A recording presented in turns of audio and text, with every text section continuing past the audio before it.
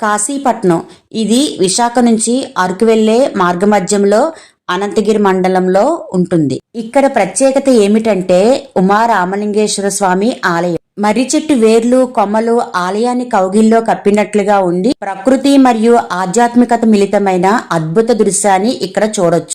మర్రి చెట్టులో కొలువైన శివాలయంలో గల శివుణ్ణి దర్శించుకుంటే మనం అనుకున్నది మన తలపెట్టిన కార్యం ఏదైనా సరే జరుగుతుందని ఇక్కడ ప్రజల నమ్మకం. ఈ ఆలయానికి సుమారు 400 సంవత్సరాల చరిత్ర కలదని ఇక్కడ వాళ్ళు చెప్తున్నారు. ప్రసిద్ధ శైవ క్షేత్రాల్లో పుణ్యక్షేత్రంగా విరాజిల్లుతున్న ఈ కాశీపట్నంలో శివుణ్ణి దర్శించుకోవడానికి కార్తీక మాసంలో అధికంగా జనాలు వస్తూ ఉంటారు.